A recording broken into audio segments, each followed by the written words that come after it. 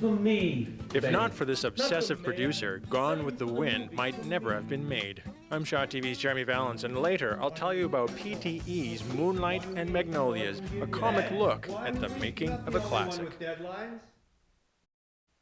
I'll give you $10,000. 12. 15. No screenplay, no movie. No movie, no more Selznick Studios. No more Selznick Studios. I'm back working for my father-in-law. Ruin, humiliation, failure. Do you want that from me? I didn't read the... Say that one more time. For me, Ben. Not for mayor. Not even for the movie. For me. 1 week, that's all. A week? 1 week, that's all I can give you. Ben! 1 week. You're not the only one with deadlines. Where are you going? Breakfast? You don't have time. It's 6 in the morning. I'm paying you to write, not eat. I need your total concentration. Fleming! Now, as everyone on God's good green earth except you knows, Gone with the Wind takes place during the Civil War. There's your first problem. No Civil War movie ever made a dime. It's gonna pit brother against brother, father against son. Or ever will. Okay. Well, now we're going to slow things down just a little bit. That manic scene you just saw was from Moonlight Magnolias, the latest production at Prairie Theatre Exchange. And that was David O. Selznick, famous producer portrayed by Gordon Tanner. This is about the making of Gone with the Wind. Now, you must have an awful lot of fun doing a manic scene like that. It is a lot of fun, yeah. And the play spends a lot of time at that manic energy level, sort of alternating with, well, I don't know how much you know about the story. Well, you're going to fill me in, for sure. Okay. The story is, it begins with the fact that David O. Selznick he had 3 weeks into shooting Gone with the Wind.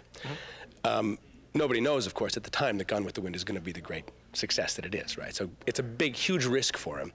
He's 3 weeks into shooting it, and he shuts down production, throws out the screenplay, fires the director, and brings in Ben Hecht, a screenwriter, and Victor Fleming, he's currently directing The Wizard of Oz, pulls him off of The Wizard of Oz, brings him in, and locks the three of them in his office for 5 days to rewrite the screenplay for Gone with the Wind. Wow. And it sounds fairly implausible, but it's actually almost totally based on fact. Old Man River, it's hot, so hot, it's always hot. Ah, bejesus, land, land, land, 'tis the only thing that lasts. Do you hear me? Land. David. Gerald O'Hara, Scarlett's father. Her mother, Ellen Robillard O'Hara, mistress of terror, très aristocratique. Très early in the day for this. From what I understand, David was a little over the top. It's really hard to find video footage or audio footage or anything like that, so it's not like I'm doing anything close to an impersonation or anything like that.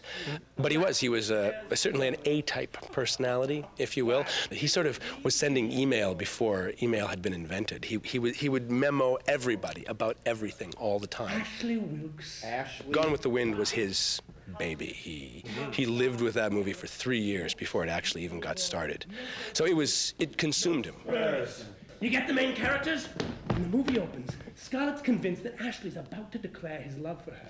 Then she finds out he's about to marry Melanie Hamilton, his own cousin. Is that legal? It's the South. Ron Hutchinson, the playwright, did a really great job of researching it. As we were rehearsing it, we would come across things in our supplementary material and we'd go, no, Hecht actually said that. Like, that's an actual quote. This line here is actually from, so it's really well put together that way that it doesn't seem like you're watching, a series of extracts from, and it's not, it lives. So. That's really neat, and especially with, I guess, some of the famous names that are being paraded through this stage. And was Ben really that resistant to all the suggestions David was making? I think so, yeah. I think he didn't want to, and he disappeared for a while after they were locked in the room for 5 days. Nobody's ever said no to her before. She argues, it can be. It can't be. It can be. It can't be. It can be. I get the idea. You're gonna love this. Ashley leaves, but unknown to either of them, the ruthless but charming Rhett Butler has heard it all. Rhett Butler? Think Clark Gable. That's all you have to think. Scarlett's mad at him for eavesdropping, but he laughs in her face. Huh? Ha ha! Selznick had a prescription from his doctor for Benzedrine, which he consumed continuously throughout those 5 days. So he was on bennies the whole time. He was just like, Wired for sound, yeah. Okay, so your portrayal is perfect, and you're doing really well, I must say. Even though he's got a cold, maybe you need the Benzedrine, do you think? No Benzedrine. No, okay. So that's Moonlight Magnolias here at Prairie Theatre Exchange. It's on until April 12th, so you got to check it out. It's a manic comedy. Well, it's pretty good. For Shot TV, I'm Jeremy Valens. He has the hots for Scarlett, who shortly has a child by him. By Ashcroft? Ashley, by Hamilton. But don't worry about him. He's just about to get himself killed. The war's broken out by now? Can't you keep up? Here's Sidney Howard's scenario. Most of the story beats are in there. Most? We left a few things out. David, this is longer than a whore's dream.